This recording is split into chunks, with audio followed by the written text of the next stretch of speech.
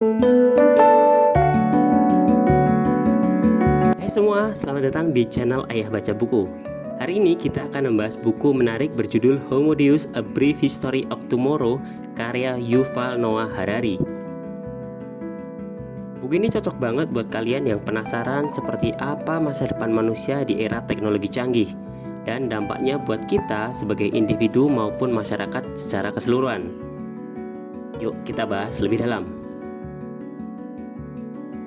Jadi, Homo Deus itu bisa diartikan manusia Tuhan.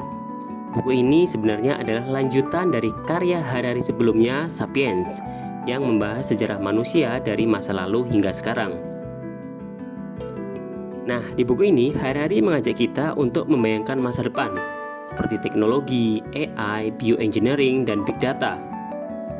Dan itu akan memengaruhi hubungan sosial, ekonomi, bahkan kepercayaan kita sebagai manusia. Yuval Noah Harari adalah seorang sejarawan dan profesor di Universitas Hebrew Israel. Dia ahli dalam bidang sejarah manusia, jadi dia punya sudut pandang yang unik dalam menggabungkan ilmu sejarah dengan ilmu teknologi modern. Bukunya dikenal karena gaya penulisannya yang sederhana tapi penuh wawasan. Dan dia selalu berhasil membuat pembaca berpikir lebih dalam tentang kehidupan sehari-hari. Ada beberapa poin utama yang dibahas Harari di buku ini. Pertama, Harari melihat bagaimana manusia perlahan mulai memikirkan cara untuk menjadi seperti Tuhan, dengan meninggalkan kesehatan, memperpanjang umur, dan bahkan mungkin menghapus kematian. Lalu ada prediksi bagaimana AI dan big data akan mengubah segalanya, dari pekerjaan hingga cara kita berpikir. Harari juga mempertanyakan apa yang akan terjadi dengan makna hidup manusia kalau semuanya bisa dikendalikan oleh teknologi. 1. Kebangkitan Homo Deus. Harari menyebut istilah Homo Deus untuk menggambarkan manusia yang mengejar status seperti dewa, yakni manusia yang ingin mengendalikan kehidupan dan kematian serta memperpanjang umur secara dramatis. Di masa lalu, umat manusia tunduk pada kekuatan alam dan keterbatasan biologis. Tapi sekarang, dengan perkembangan teknologi, manusia mulai mencari cara untuk mengatasi keterbatasan tersebut. Ambisi untuk hidup abadi, menghilangkan penyakit, dan memiliki kontrol penuh atas tubuh adalah beberapa wujud dari keinginan manusia untuk menjadi dewa. 2. Peran teknologi dan big data. Teknologi seperti AI dan big data adalah dua pilar utama dalam prediksi Harari. Di dalam buku ini, ia berpendapat bahwa AI dapat menciptakan dunia yang lebih efisien.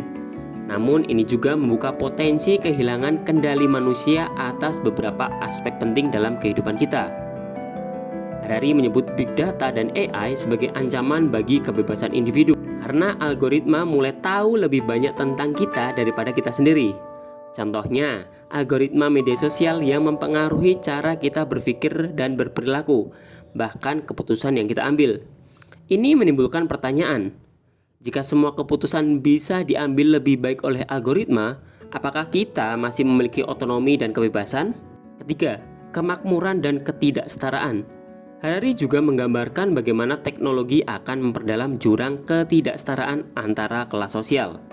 Orang-orang kaya atau mereka yang memiliki akses ke teknologi canggih akan mendapatkan keuntungan besar, seperti hidup lama, lebih sehat, dan mungkin lebih pintar. Sementara itu, mereka yang tidak mampu atau tidak memiliki akses yang sama akan tertinggal, dan mungkin bahkan tergantikan oleh AI di dunia kerja. Ini mungkin hanya ketidaksetaraan ekonomi, tetapi juga biologis dan kognitif. 4. Krisis makna hidup. Salah satu poin yang kuat dalam Homo Deus adalah bagaimana Harari mengajak kita untuk memikirkan ulang makna hidup. Seiring dengan kemajuan teknologi yang dapat mengambil alih banyak aspek kehidupan kita, mulai dari pekerjaan hingga tujuan hidup, Harari mempertanyakan apa yang akan terjadi pada makna hidup manusia. Jika kita tidak perlu lagi berjuang untuk bertahan hidup, apa tujuan kita? Harari membahas kemungkinan bahwa manusia akan menghadapi krisis eksistensial, karena selama ini hidup manusia dipenuhi oleh perjuangan dan tujuan yang berhubungan dengan kebutuhan dasar. Saat semua itu tercapai dengan bantuan teknologi, apa kita tetap akan bahagia? 5. Transformasi sistem kepercayaan. Harari juga menyinggung bagaimana teknologi akan mempengaruhi agama dan sistem kepercayaan.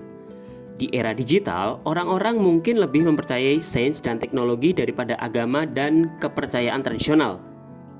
Harari bahkan berpendapat bahwa big data bisa menjadi agama baru yang menentukan kebenaran dan nilai-nilai dalam hidup.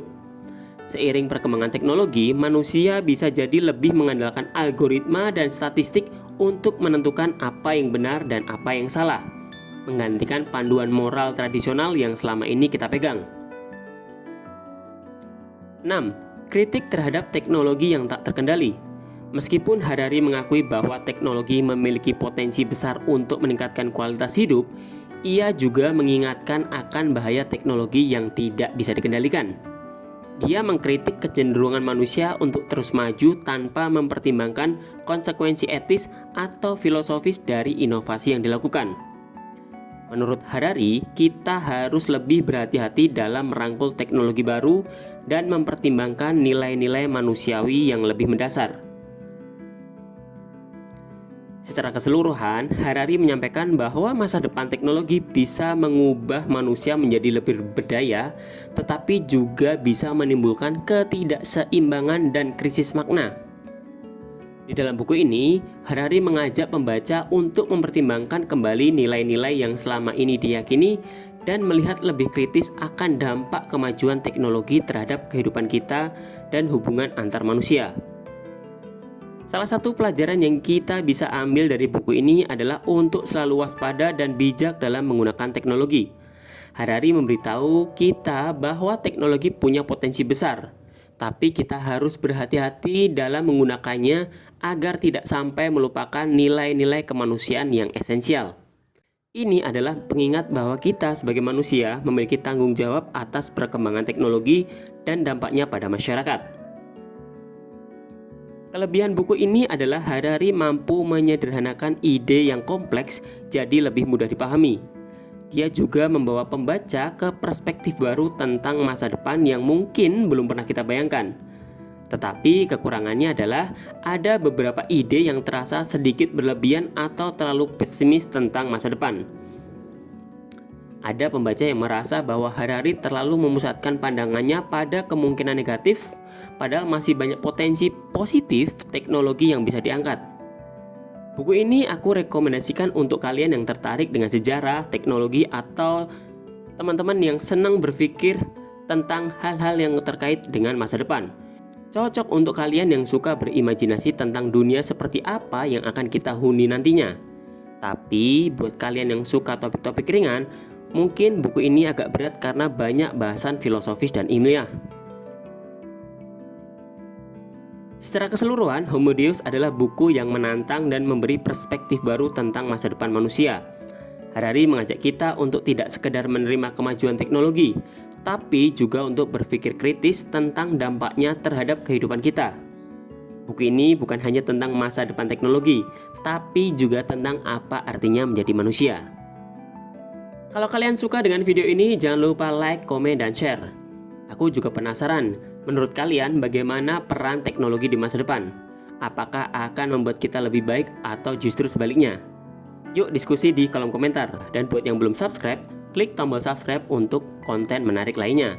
Terima kasih yang sudah menonton, sampai ketemu di video berikutnya.